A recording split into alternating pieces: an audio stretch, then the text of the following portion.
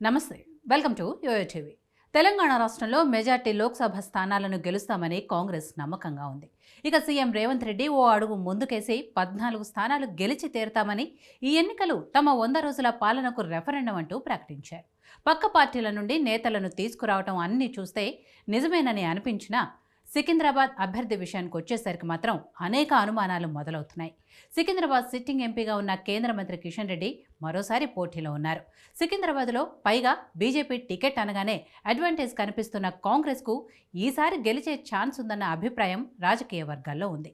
BRS గెలవకపోయినా ఓట్లు చీల్చుతుందనేది open secret. కానీ ఇక్కడే కిషన్ రెడ్డి తన చతురత మొదలుపెట్టారని, కేంద్రంలో రాబోయేది బీజేపీ కూటమి సర్కార్ కాబట్టి గెలిస్తే తాను మరోసారి మంత్రి అవుతానన్న ఉద్దేశంతో ఇక్కడున్న బీఆర్ఎస్, కాంగ్రెస్లో తన స్నేహాన్ని ఉపయోగించుకొని డమ్మీ అభ్యర్థులను దింపేలా ప్రయత్నిస్తున్నారన్న టాక్ వినిపిస్తోంది.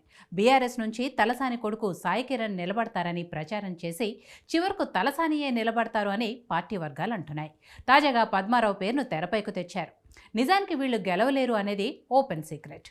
ఇటు కాంగ్రెస్లో కూడా మొదట బొంతు రామ్మోహన్ పేరు గట్టిగా వినిపించింది. తాజాగా దానం పేరు వినిపిస్తోంది. నిజానికి దానమైనా, పద్మారావైనా, తలసానైనా గెలిచే స్థాయి కాదు. పైగా వాళ్ళు సిట్టింగ్ ఎమ్మెల్యేలు. ఇప్పుడు ప్రతిపక్షంలో ఉండి ఖర్చు చేసి గెలవాలన్న కసితో లేరు. అయినా వాళ్లకే టికెట్ ఇస్తారన్న ప్రచారం జరుగుతుంది.